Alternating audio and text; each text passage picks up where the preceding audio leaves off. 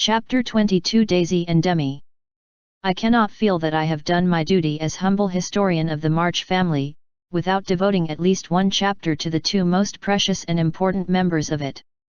Daisy and Demi had now arrived at years of discretion, for in this fast age babies of 3 or 4 assert their rights, and get them, too, which is more than many of their elders do. If there ever were a pair of twins in danger of being utterly spoiled by adoration, it was these prattling brooks. Of course they were the most remarkable children ever born, as will be shown when I mention that they walked at 8 months, talked fluently at 12 months, and at 2 years they took their places at table, and behaved with a propriety which charmed all beholders. At 3, Daisy demanded a needler, and actually made a bag with 4 stitches in it. She likewise set up housekeeping in the sideboard, and managed a microscopic cooking stove with a skill that brought tears of pride to Hannah's eyes, while Demi learned his letters with his grandfather, who invented a new mode of teaching the alphabet by forming letters with his arms and legs, thus uniting gymnastics for head and heels.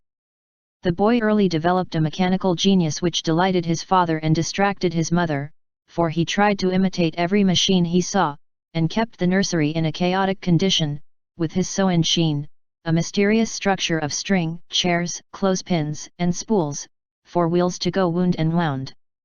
Also a basket hung over the back of a chair, in which he vainly tried to hoist his too confiding sister, who, with feminine devotion, allowed her little head to be bumped till rescued, when the young inventor indignantly remarked, "Why, Marmer, that's my lowly waiter, and me's trying to pull her up." Though utterly unlike in character, the twins got on remarkably well together, and seldom quarrelled more than thrice a day. Of course, Demi tyrannized over Daisy, and gallantly defended her from every other aggressor, while Daisy made a galley slave of herself, and adored her brother as the one perfect being in the world. A rosy, chubby, sunshiny little soul was Daisy, who found her way to everybody's heart, and nestled there. One of the captivating children, who seem made to be kissed and cuddled, adorned and adored like little goddesses, and produced for general approval on all festive occasions. Her small virtues were so sweet that she would have been quite angelic if a few small naughtinesses had not kept her delightfully human. It was all fair weather in her world, and every morning she scrambled up to the window in her little nightgown to look out, and say, no matter whether it rained or shone, "Oh, pity day, oh, pity day." Everyone was a friend, and she offered kisses to a stranger so confidingly that the most inveterate bachelor relented, and baby lovers became faithful worshippers. "Me loves everybody," she once said, opening her arms, with her spoon in one hand, and her mug in the other, as if eager to embrace and nourish the whole world. As she grew, her mother began to feel that the dovecot would be blessed by the presence of an inmate as serene and loving as that which had helped to make the old house home, and to pray that she might be spared a loss like that which had lately taught them how long they had entertained an angel unawares. Her grandfather often called her Beth, and her grandmother watched over her with untiring devotion, as if trying to atone for some past mistake, which no eye but her own could see. Demi, like a true Yankee, was of an inquiring turn, wanting to know everything, and often getting much disturbed because he could not get satisfactory answers to his perpetual "what for?" He also possessed a philosophic bent, to the great delight of his grandfather, who used to hold Socratic conversations with him, in which the precocious pupil occasionally posed his teacher, to the undisguised satisfaction of the womenfolk. "What makes my legs go, Dranpa?" asked the young philosopher, surveying those active portions of his frame with a meditative air, while resting after a go-to-bed frolic one night. "It's your little mind, Demi," replied the sage, stroking the yellow head respectfully. "What is a little mine? It is something which makes your body move, as the spring made the wheels go in my watch when I showed it to you. Open me. I want to see it go wound. I can't do that any more than you could open the watch. God winds you up, and you go till he stops you." "Does I?" and Demi's brown eyes grew big and bright as he took in the new thought. "Is I wounded up like the watch?" "Yes, but I can't show you how, for it is done when we don't see." Demi felt his back, as if expecting to find it like that of the watch, and then gravely remarked, does it when I's asleep. A careful explanation followed, to which he listened so attentively that his anxious grandmother said, "My dear, do you think it wise to talk about such things to that baby? He's getting great bumps over his eyes, and learning to ask the most unanswerable questions. If he is old enough to ask the question, he is old enough to receive true answers. I am not putting the thoughts into his head, but helping him unfold those already there. These children are wiser than we are, and I have no doubt the boy understands every word I have said to him. Now, Demi, tell me where you keep your mind."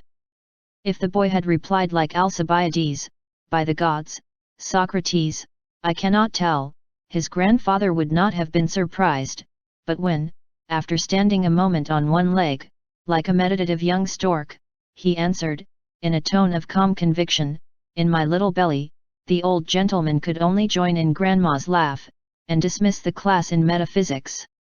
There might have been cause for maternal anxiety, if Demi had not given convincing proofs that he was a true boy, as well as a budding philosopher, for often, after a discussion which caused Hannah to prophesy, with ominous nods, that child ain't long for this world, he would turn about and set her fears at rest by some of the pranks with which dear, dirty, naughty little rascals distract and delight their parents' souls. Meg made many moral rules, and tried to keep them, but what mother was ever proof against the winning wiles, the ingenious evasions, or the tranquil audacity of the miniature men and women who so early show themselves accomplished artful dodgers? "No more raisins, Demi.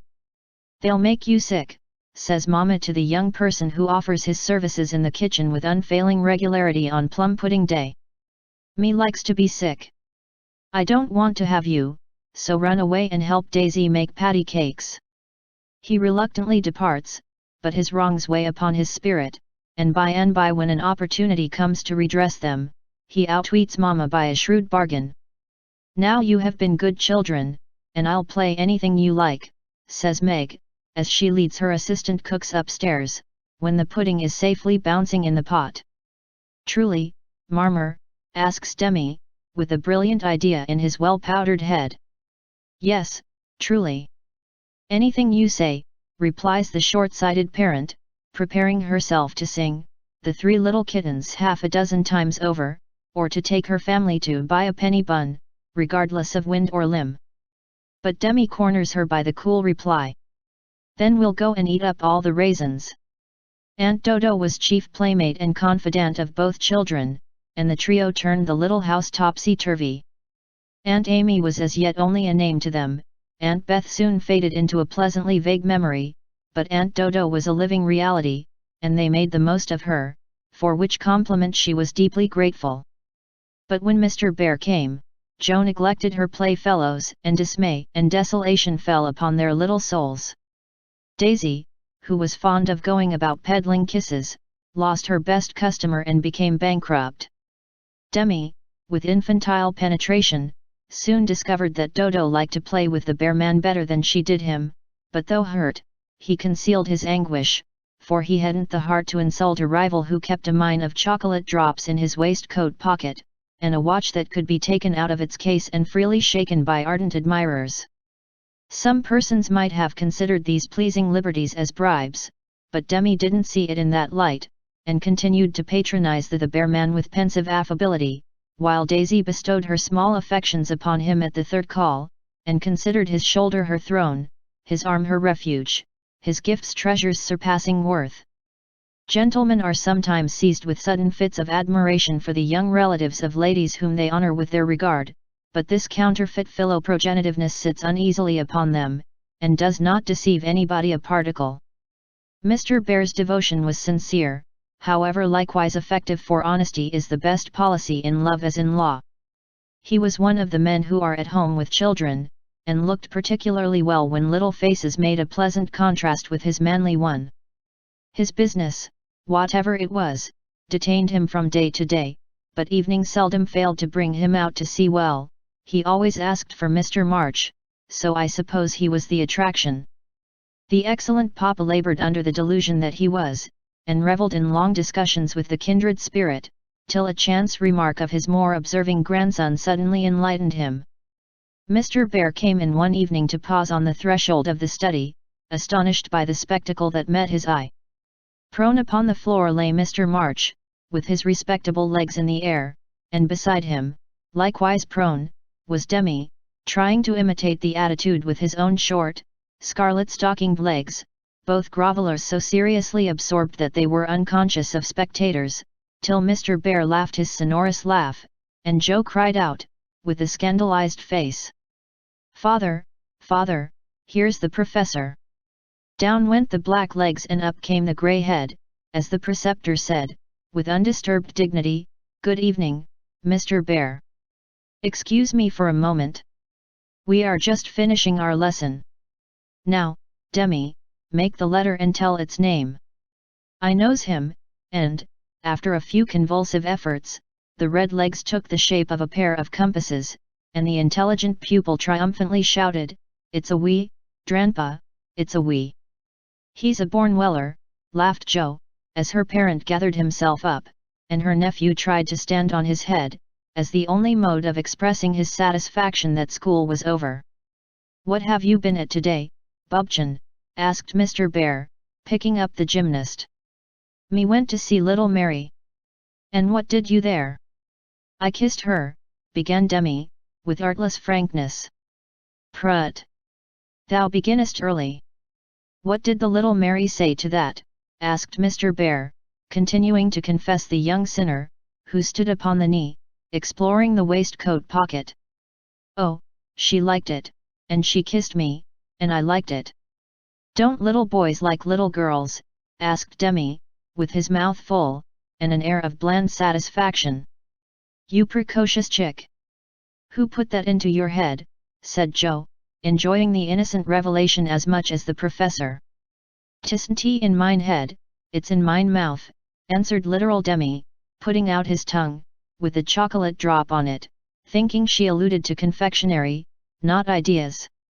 "Thou shouldst save some for the little friend."